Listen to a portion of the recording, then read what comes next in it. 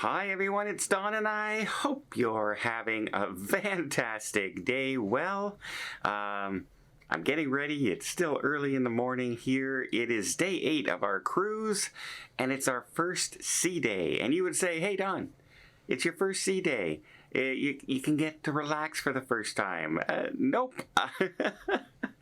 We have the photo thing today for our group. I have 2 interviews to have to do. I have to meet the captain later on, and I have to book a bunch of cruises that people have asked me to book on this ship while I'm on board. Yeah, it's going to be a busy day, but I do have some news to cover. We do have a sad story, another mystery on Mystery Island, if you will. We have Royal Caribbean announcing that, hey, one cruise port is going to start charging them more money, meaning you more money.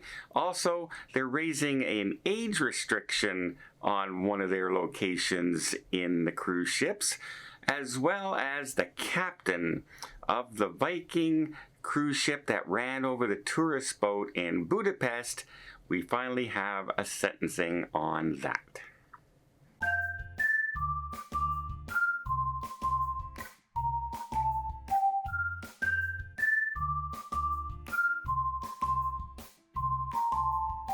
So first up, on Mystery Island. It's a very slim island. It's very popular. It's pretty much a beach, the whole island. But it also has locals there have also kind of said the island is haunted. Anyone in the area says that island's haunted. And, well, 2 times now this year somebody has passed away. The last one was on a Carnival cruise ship. This one was on a P&O cruise ship, but a lot is not known. The first one was just someone was swimming in the water when something happened, and in this one, well, they're not saying too much because they're still helping the families out, and so our condolences and everything to friends and family of the passenger. Not a lot is known, but again, it's when you go to shore to a very small area, remember, there's not a lot of medical on some of these beach excursions. You have to rely on the people that might be around you at the time, and not everybody is up to par with first aid out there. But condolences to the family out there. Not saying that anybody is at fault whatsoever on this. Just don't get me wrong. Just remember, the farther you are away from a city, even where you live, the less medical you have, right? So just the way things are, and that goes for taking tours as well. Next, we have Royal Caribbean has just been told the U.S. Virgin Islands area is going to start charging them a new tax.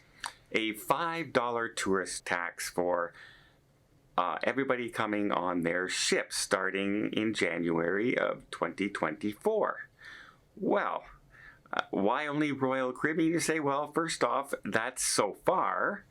But Royal Caribbean is by far the most predominant in that area. They visit there the most often, and also they have the largest ships that are going in there. And one of the reasons that they're taking this $5 is because they want to dredge 1 or 2 of the cruise ports to make them more accessible. Currently, at one of the ports, only a Voyager class cruise ship can get in there, but after dredging, they will be able to have the next size up. The Freedom class will be able to port in this port, which of course will allow more visits by Royal Caribbean into there. So I think Royal Caribbean is more than happy to charge an extra $5 a passenger in order to get larger ships and more availability for this cruise ports that they're looking for. So, but again, that's something that's going to be passed on to us, right?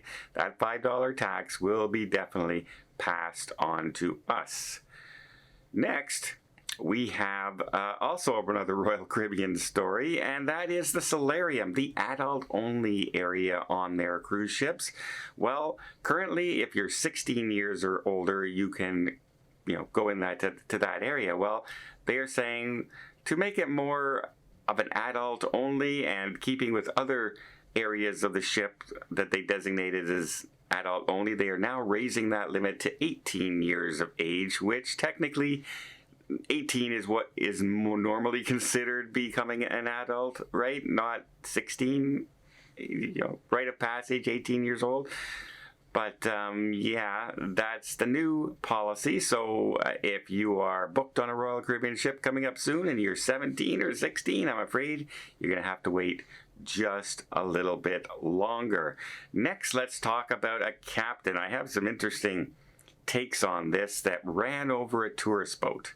But before I get there, let me just invite you to hit that subscribe button if you haven't done so already. If you want to keep up to date with everything going on in cruising, from shore excursions to new ships coming online, to taxes that we have to pay, to warnings about, possibility of dangers that you're going to at different areas, to just maybe saving some money. That's always a good tip, just saving some money and not running into trouble when you're on your cruise. Just hit that little subscribe button. It doesn't cost anything, but it certainly really does help the channel out, and I really do appreciate it. Okay. Back in 2019 in Budapest, we had a river cruise ship, a Viking, run over a tourist boat that was filled mostly with travelers from Asia. And the footage, I remember seeing this footage, it was kind of devastating. If you notice on the boat that was hit, it has kind of two sections. One where you're down below and you're looking out a window, and one where you're above. Well, if you were above, you probably had at least some shot at diving into the water and surviving. If you were underneath, most likely you got trapped and weren't able to escape. They lost 27 people. Some people were found weeks later over 100 kilometers further upriver. Apparently the tow in that river is like just such force that it took weeks and weeks to find the passengers who were lost in that. Now, the captain has been arrested and then under house arrest since 2020 and was finally convicted in a court. Now, he was up on numerous types of charges, but he was found guilty of, causing the deaths of these people, but he was not found guilty of failing to come to their aid. Yet, all reports are that he really didn't stop. He kept going, so I'm kind of wondering why he was not found guilty of that as well. He was sentenced to 5.5 years in prison. However, apparently they're going to say that time served will count. Now, both the prosecutors and the defense are both saying they're going to appeal. Obviously, the prosecutors want to know why he wasn't found guilty of, failing to stop for aid for 27 counts. Not to mention, now we have the defense team saying, well, no, he really wasn't guilty. Yeah, he was. He wasn't, from all reports, he was alcohol involved. He ran over a boat in front of him at full speed and didn't stop. I think he's at fault. I hate to say it, but I think you're at fault in that situation. And he was found guilty of this, but time served. So if he was found guilty in 2019 and it's 2023, that's 4 years. Does that mean he only has 1.5 years left to serve?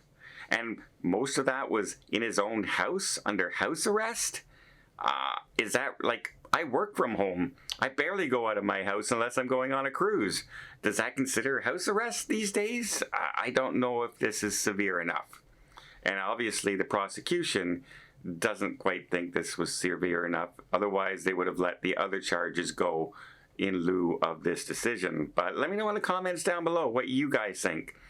5.5 years for 27 people when you were directly responsible for a vehicle that ran them over. Incompetence is kind of a harsh word, but yeah, incompetence leading to deaths is even worse. Well, I hope you appreciate this video. If you did, please give it a thumbs up. Want to see more tips, more tricks, more travel vlogs from around the world? Hit that subscribe button. Till next time, have yourself a safe and a great vacation.